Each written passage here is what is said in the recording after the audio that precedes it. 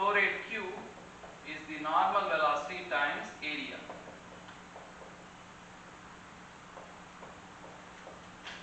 And this will have units of meter cube per second.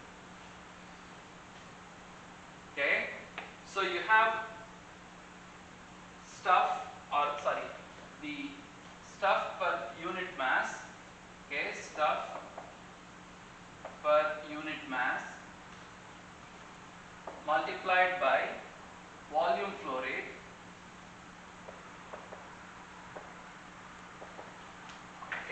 multiplied by volume flow rate, and to complete this you need the density, which is mass per unit volume.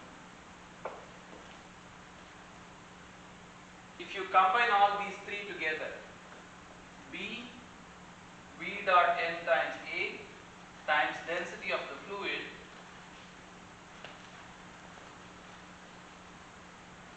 what you get here is the flow rate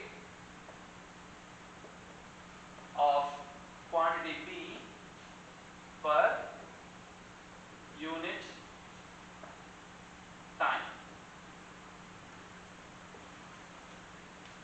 You get the flow rate of the quantity B per unit time. That is the flow rate of B. Flow rate of B is, I should just say flow rate of B. I don't need to say per unit time. Flow rate of B is lowercase b, the intensive version, times density times the velocity dot n cap times the area. If you are looking at a small patch of area and if your density or your velocity is not like a uniform thing, like I told here, if this area is just a patch, you need to integrate over the entire area of your control volume.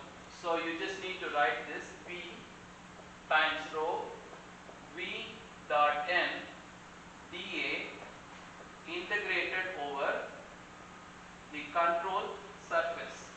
What is control surface?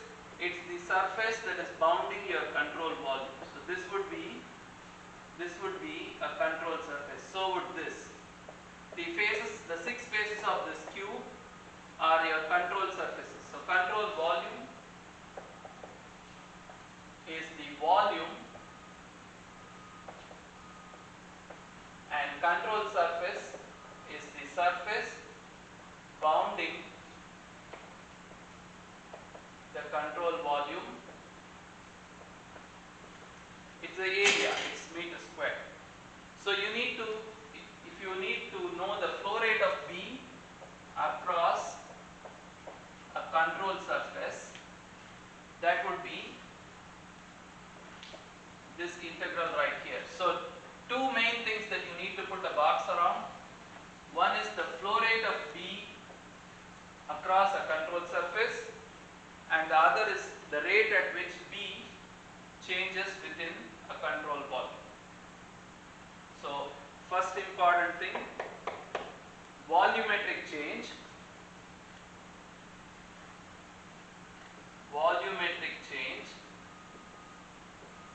and then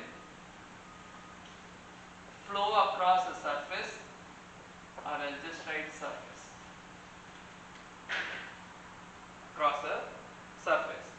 We will be using these two expressions quite a bit in our analysis of control volumes. Okay, we'll see about that in the next part.